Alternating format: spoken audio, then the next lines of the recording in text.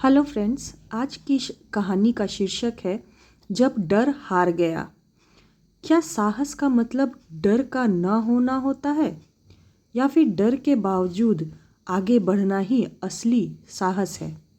यह कहानी है उसी सवाल के जवाब की। उत्तर भारत का एक छोटा सा कस्बा देवपुर।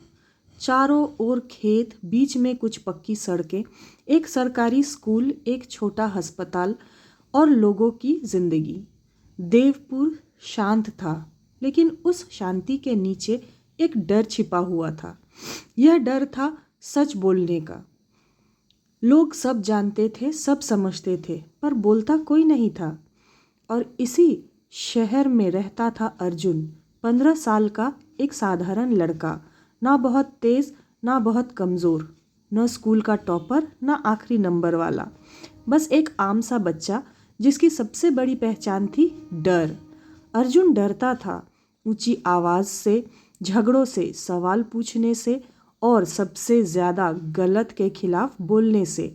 उसकी माँ अक्सर कहती, बेटा चुप रहना भी एक समझदारी है। पिता बोलते, ज़्यादा बहादुर बनने की ज़रूरत नहीं है। और अर्जुन इन बातों पर विश्वास करता था। देवपुर का सरकारी स्कूल बाहर से साधारण दिखता था, लेकिन अंदर कुछ ठीक नहीं था।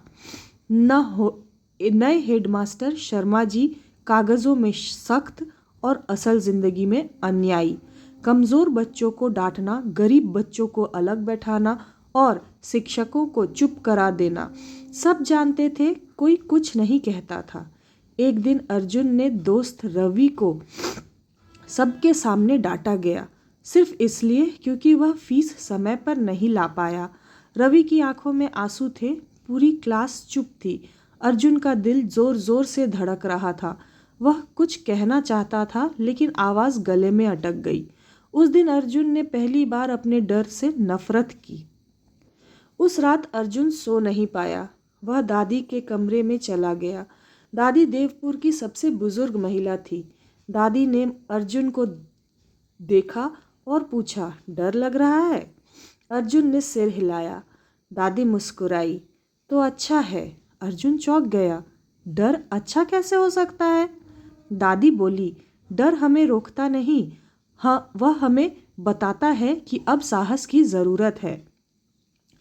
फिर दादी ने एक कहानी सुनाई, अपने बचपन की, जब उन्होंने अकेले पूरे गांव के सामने एक जमींदार के खिलाफ आवाज़ उठाई थी, डर के साथ, लेकिन सच के लिए।